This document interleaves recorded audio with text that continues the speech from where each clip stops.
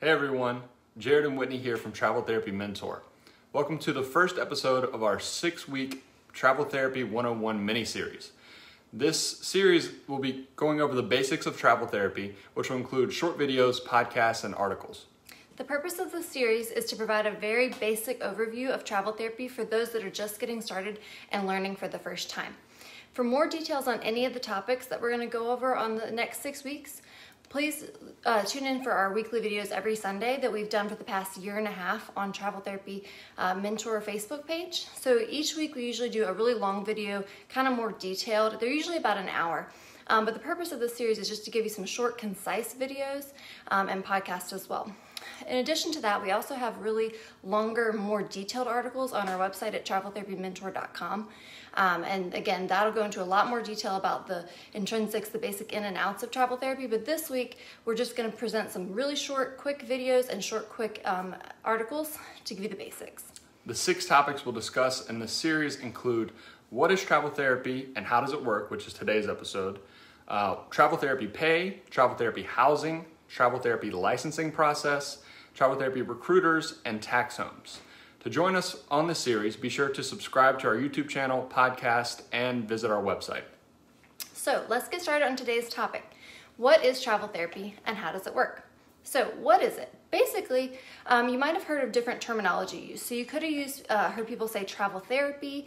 If you're a physical therapist, you could have heard travel PT, travel physical therapy. For occupational therapists, travel OT, travel occupational therapy. For speech therapists, sometimes they call it contract SLP, contract speech therapy, or travel speech therapy. All of these terminology kind of referring to the same thing, which is what we're going to talk about today. So in general, travel therapy is short-term contract work where you're going to go to somewhere for a short time frame, which could vary anywhere from 3 months plus, and you're going to be there just temporarily helping out. Basically, we're in terms of what we do here at Travel Therapy Mentor and what we're going to be talking about during this series, we're just talking about US-based travel therapy within the 50 states. It could be locally within your own state, or you could travel to any one of the other 50 states. Now, there is such a thing as international travel. That's not what we're talking about here. It's less common, and it's a completely different process. So for the most part, we're talking about US licensed therapists traveling only within the US. Now, the first thing to cover here is why does travel therapy exist in general? So why would a facility need a travel therapist? There's a few different reasons. One might be that they just recently had someone quit and they're filling that spot temporarily with a traveler before they can hire a permanent person. Another reason would be a medical or maternity leave situation where someone maybe had a baby or had surgery and they had to be out for a length of time and they just need someone to cover temporarily. And another reason that is not as common, or that we don't hear talked about as commonly, is in some of these rural facilities that we've been to, they have a lot of trouble finding a permanent person to be there long term. They're less desirable areas usually, and sometimes they just need consistent travelers to fill that need, fill that gap. In some cases, this can be 3 or 5 years of back-to-back travelers that these facilities have. So why do travel therapists travel? The biggest reason is pay. That's usually the reason that most people talk about and that we hear people mention is pay. In general, a travel therapist will make somewhere between 1.5 to 2 times as much as a permanent employee working in the same types of settings. Another reason would be the adventure and to see the country. This was a big thing for us when we started. We had not traveled very much around the U.S. and we wanted to see more of the country. We planned to travel kind of zigzag across the country and see as much as possible before we settled down somewhere. And then another reason that some people choose to travel is to be able to experience a variety of settings. So sometimes new grads, they get out, they don't know what setting they want to work in, or an experienced therapist is kind of burnt out in their setting and they want to try something new. And travel therapy gives you a great opportunity to do that because with a 3-month assignment, you're there long enough that you're able to learn all the ins and outs of that setting, but it's not so long that if you really don't like it, you're not stuck there forever. So that's a little bit about what travel therapy is. So now let's talk about kind of how does the process work? How do you get started? So in general, most US travel therapists are going to go through a travel therapy company or a staffing agency. And your main point of contact at this company is going to be your recruiter. So you'll hear a lot of people talk about getting connected with a recruiter, getting connected with a company. If you are interested in finding out which recruiters and which companies that we recommend, we'd be happy to help you get started and get set up with some good recruiters. You can feel free to send us a message, or if you go to our website at traveltherapymentor.com, we have something at the top called a link you can click, Recruiter Recommendations. And if you click that, fill out the short form, we'll send you some recommendations of recruiters that we've worked with and had a good experience with, and we hope you'll have a good experience with them too.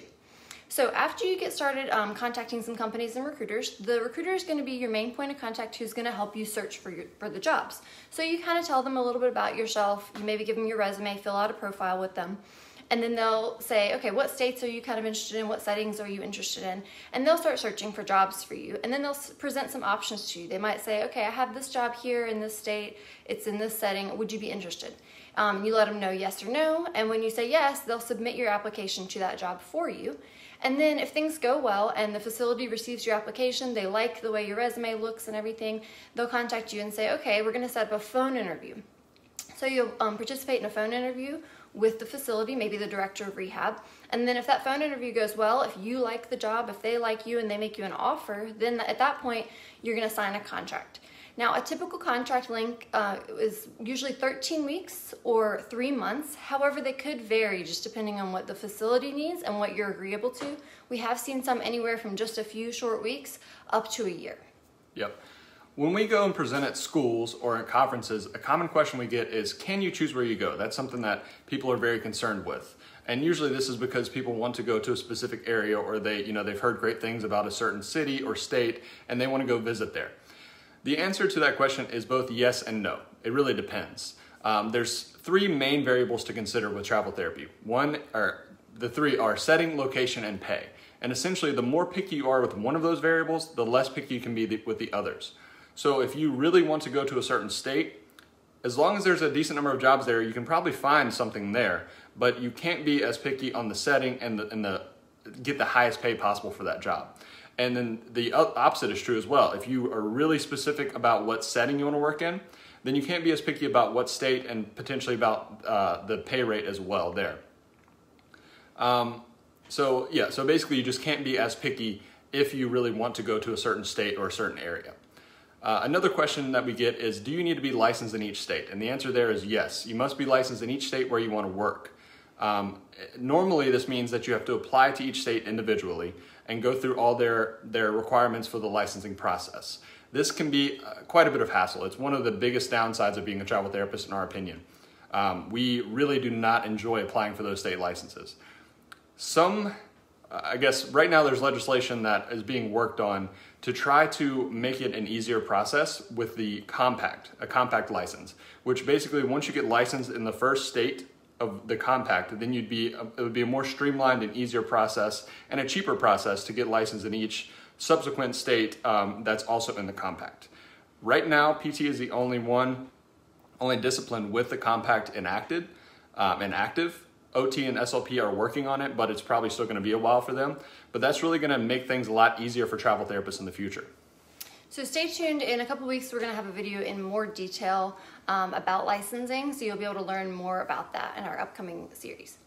So the next step in the process, once you've signed a contract, once you've decided where you're going to go, now you need to think about moving and setting up housing. So a big question we often get is, will the company set up housing for you?